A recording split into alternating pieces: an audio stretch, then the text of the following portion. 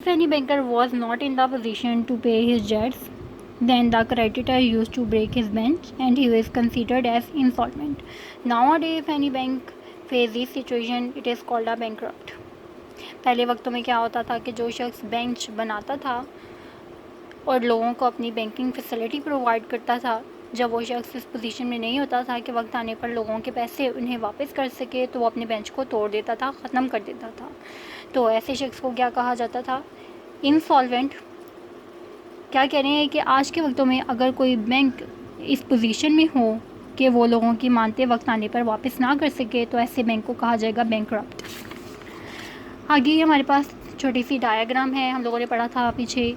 Italian के मुताबिक word bank जो है वो बैंको और बैंकस से निकला है, फ्रेंच के मुताबिक वर्ड बैंक जो है वो बैंक्यूज से निकला है, और जर्मनी के मुताबिक वर्ड बैंक जो है वो बैक से निकला है, जिसका मतलब है जॉइंट स्टॉक ऑफ मनी या जॉइंट स्टॉक ऑफ फंड, ये एक ही बात है। बैंक्यू और बैंकस से जो वर्ड निकला है वो है बेंच। जब हम इन दोनों को मैच करेंगे, मिलाएंगे, तो इससे क्या वर्ड बनेगा? बैंक। आगे क्या कह रहे हैं? When Germany dominated a big part of Italy, the World Bank was converted into Italian World Banco। जब जर्मनी ने के वर्ल्ड बैंक को नोमिनेट किया इटली ने, तो इटली ने इसे इटालियन वर्ल्ड बैंकों में कन्वर्ट कर दिया, जिसका मतलब था डिवाइस टू सिट ऑन, वो जगह जहाँ पर बैठकर लोगों को फैसिलिटी प्रोवाइड की जाती है बैंकिंग की। आगे नोट में क्या कह रहे हैं? Majority of banking expert agreed that the word bank has been derived from the Italian word banco. ज़्यादातर लोगों का कहना था, जो बैंकिंग एक्सपर्ट थे, कि वर्ल्ड बैंक जो है वो इटालियन वर्ल्ड बैंकों से निकला है, और इसी तरह से जो वर्ड बैंकरप्ट है वो इटालियन के वर्ड बैंको और रैप्टा से निकला है।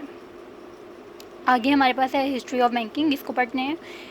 Banking has been present in different forms right of beginning of human life. About 3000 years ago, there was a nation, Sumerians, who start giving loans to the people. Banking की जो facility थी लोगों को मुख्तलिफ़ दौर में मुख्तलिफ़ अंदाज में दी जाती थी। जैसे जैसे लोगों को बैंकिंग की समझ आने लगी, तो लोगों ने अपनी जो सर्विसेज थी वो उनको इम्प्रूव करना शुरू कर दिया।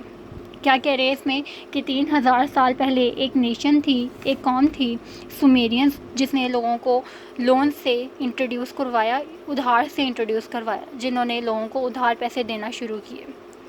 ठीक है, और वो लोगों से उधार जब वापस लेते तो वो कैश की फॉर्म में लेते या फिर कमोडिटीज़ की फॉर्म में लेते, अशिया की फॉर्म में लेते। सुमेरियंस जो थे गोल्ड और सिल्वर को पैसों के तौर पर इस्तेमाल करते थे। पहला जो बैंक था वो वेनिस और जिनोवा में 12वीं सेंचुरी में जो था कायम किया गया था। ठीक है, 14वीं सेंचुरी में जो था, 14वीं सेंचुरी में बैंक को इस्टेब्लिश किया गया। इस बैंक का मकसद था कि लोगों से पैसे वसूल करना और ज़रूरतमंद लोगों को देना, उधार देना। ठीक है, ज़रूरतमंद लोगों को उधार देना। आगे क्या कह रहे हैं? According to banking expert, the business of banking started in Iran and then shift to Rome and Greece. इसी तरह बैंकिंग का बिज़नेस ईरान से शुरू हुआ और रोम और ग्रीस में शिफ्ट हो गया। क्या कह रहे हैं कि पर आहिस्ता आहिस्ता बैंक का जो बिज़नेस था वो एंड हुआ। रोम के एम्पायर ने बैंकिंग का जो बिज़नेस था उसको ख़त्म किया, बैंकिंग का बिज़नेस दोबारा से शुरू हुआ।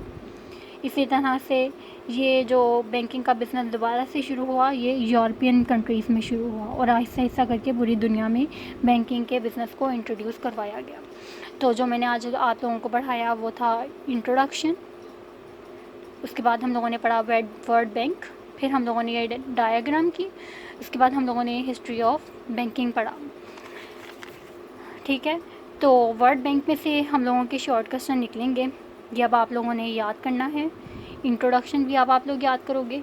हिस्ट्री ऑफ बैंक जो है ये याद करने वाला नहीं है, ये सिर्फ आप लोगों ने जस्ट रीडिंग करना है। ठीक है, तो जो मैंने आप लोगों को पढ़ाया इसमें से MCQs भी आते हैं, ध्यान से पढ़िएगा। ठीक है, तो बाकी हम इंशाल्लाह बाद में करेंगे। अल्लाह हाफ़िज़।